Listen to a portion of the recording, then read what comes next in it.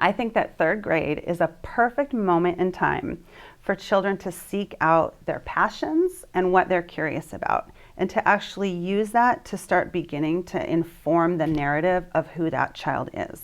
I'm continually trying to create an environment where students feel safe, they feel comfortable, not only that they have an opportunity to share their feelings, but almost that sharing their feelings and their thoughts is kind of the norm in the classroom. It allows students to be more true and more present in the classroom, to be able to ask honest questions, to be able to say, I'm confused, to be able to take risks in their learning. My favorite person to read is Peter Johnston. He wrote a book called Choice Words. He's taught me that we can actually shape the narratives of our students' lives. We could call a student an author, or we could call a student a scientist, or we could call a student a mathematician, and we can invite them to try that identity on. I believe in my students. I believe that they could do more than we ever thought they could do, more than they ever thought they could do.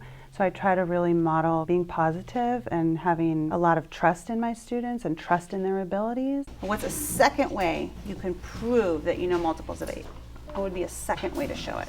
Count. Yeah, I think sometimes teachers might have a tendency to work all day in your classroom community, close the door, do your prep for the day, and go home, without a lot of communication and collaboration. For me, part of teaching is constantly reflecting and constantly communicating with other educators and with my colleagues in order for myself to grow. And that's what I want my students to be doing, constantly reflecting and engaging in conversation, communicating as a way of gaining a deeper understanding. I really believe that teaching is privileged work, and we're privileged to be educators, and I'm privileged to work with these students. And yeah, it's hard, but it's also amazing. Some days I'm looking around my classroom and I'm with my students and we're in our community, and it just feels so wonderful that I sometimes say, I can't believe I'm getting paid to do this job.